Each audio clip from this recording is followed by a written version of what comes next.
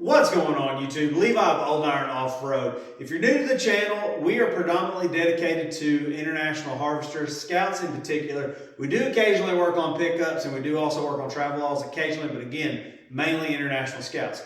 Now don't let that deter you from hitting the subscribe button. If you're into vintage four-wheel drives, off-road, crazy cut-up suspensions, engine swaps, and full restorations, you're definitely going to want to stick around. So again, make sure to hit that subscribe button, like, and leave us a comment. So, we're picking up from where we left off on the last episode. The last episode, you saw us get the engine in and the front axle slid under place. Now, I don't know if you can tell from where you're sitting, we actually made a little bit of headway regarding this project.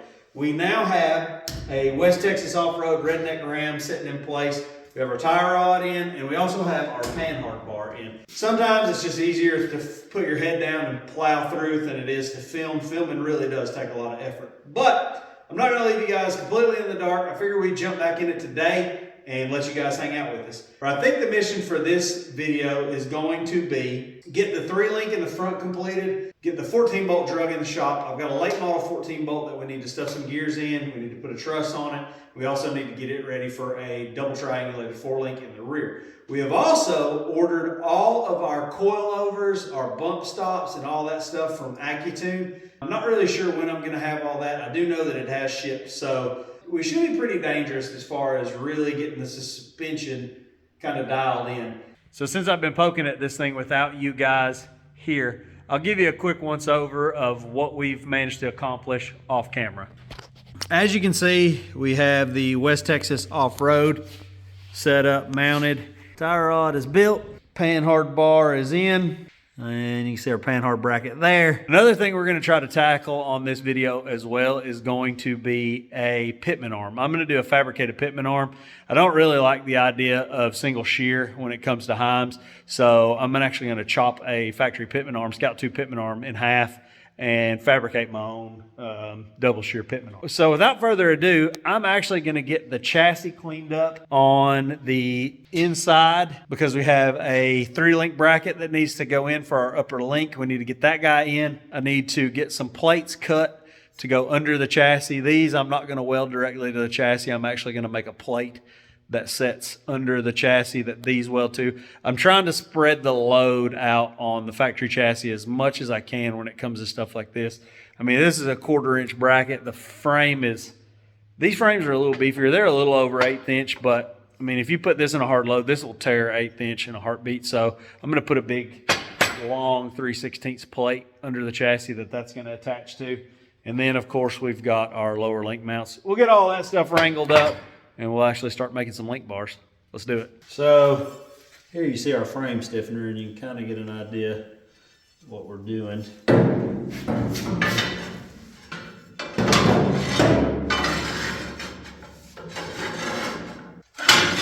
All right, I'm gonna climb under this guy with a grinder and clean some of this super scaly chassis off. This chassis has been terrible to weld on. I've really had to take my time and clean the rust off, but we'll make it happen.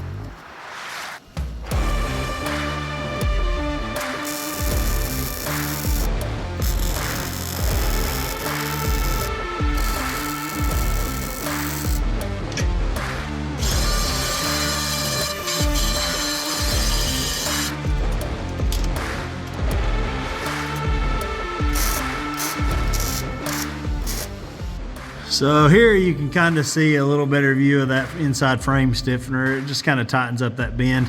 And on the driver's side is actually going to be where the upper link mount attaches to. So it's another day out here in the shop, and we finally managed to grab some time to work on this guy. Today I'm pretty hopeful that we're going to get the 3-link in and be able to finish up the pitman arm and the drag link. Hopefully get the 14 bolt in here, maybe start getting it tore down. We'll see how that goes. But as of right now, what I'm actually doing is getting the body jacked up to put the Toyota body bushings in. If you follow my Instagram or Facebook or anything else, you know that we like to use these Toyota body bushings on these vehicles. And this little dealio here fits perfect in the factory hole. So these are good for a 1-inch lift. Here is our upper link mount. Now, it's pretty important in a 3-link that you want the uppers and the lowers in the front to be close to the same length.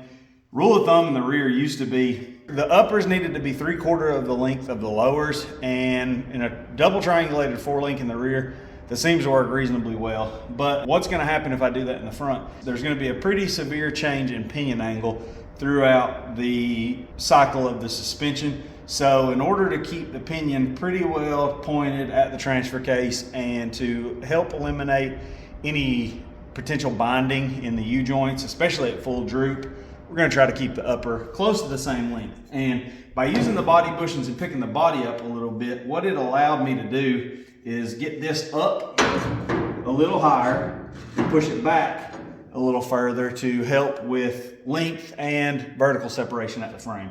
So we're going to kind of situate this guy, get it tacked in, and then we're going to get the upper link tacked in on this side, and then we'll start chopping our DOM down to make our links. So let's get it.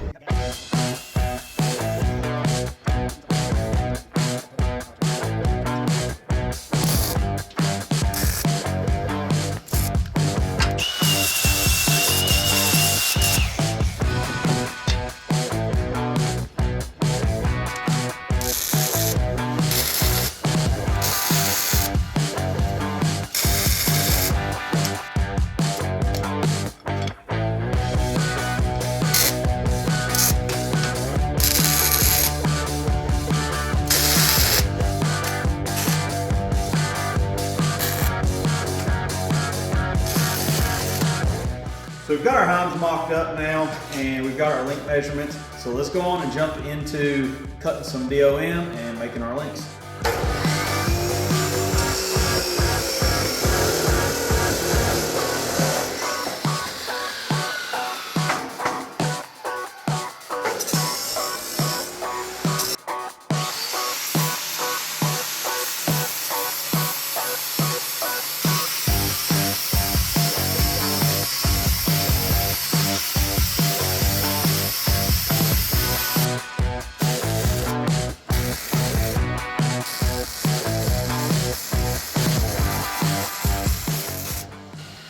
Laid in there pretty nice. I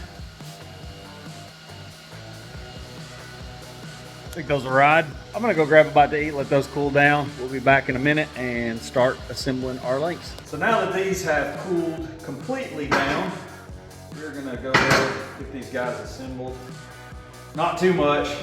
Anti-seize is kind of one of those things. I think too much and it hardens and it cakes up, and it actually can cause problems. And so I just like to get a good light coat on the threads. So if we ever need to change these out, they will hopefully come out. And this is where we find out how bad the threads of our inserts distorted. Hopefully not at all. Usually you're in pretty good shape if you weld them without a heim in there. Don't ever leave the heim in there when you weld these up. You will never get it out. The threads of the heim and then the threads in the insert shrink at a different rate as they cool, and it will gall the threads up and it will lock the heim down inside of the tube and insert. Ask me how I know.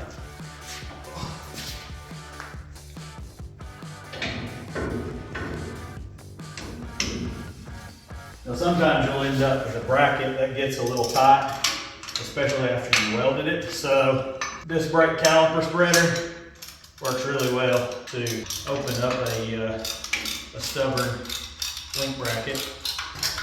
You don't gotta get crazy with it. Just open it up just enough that that you can get the heim in there without a lot of struggle.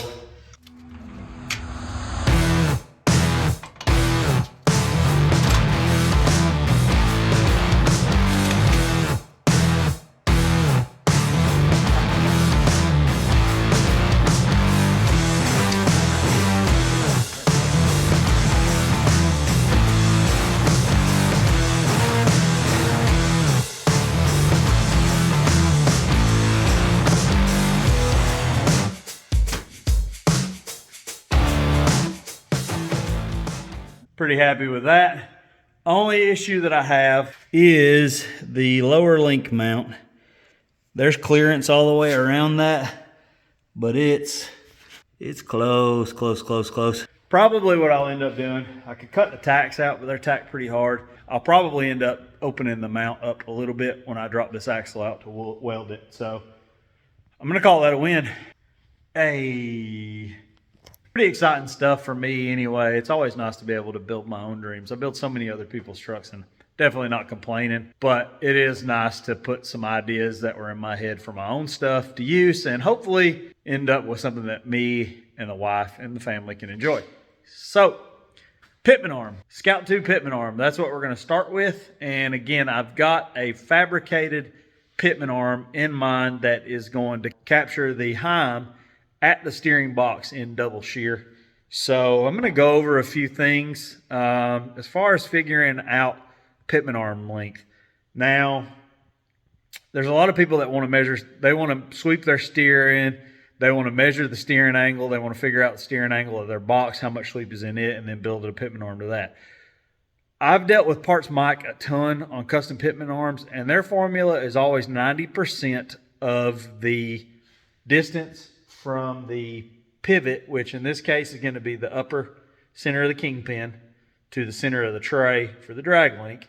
90% of that distance is how long the center of your pitman arm hole to the center of the tie rod needs to be.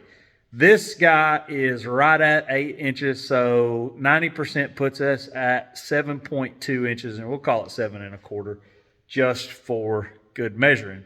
So, or bad measuring. It may be bad measuring if you measure something and don't use that number. Anywho, that's what we're going to do. I'm going to chop this guy down, and we're going to draw some stuff in the plasma table. I'm probably not going to talk a whole lot through this. Just be a montage until we end up with hopefully a pitman arm that functions as such. Let's get it.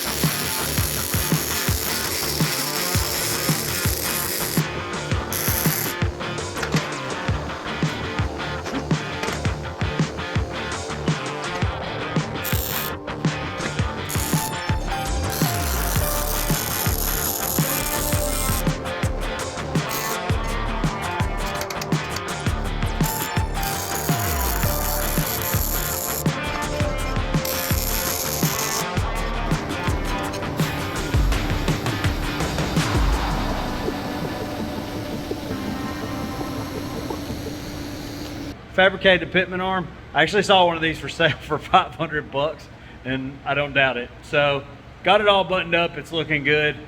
Gonna get this guy fit up on the steering box, measure for a drag link, get a drag link made. We'll catch you in a few.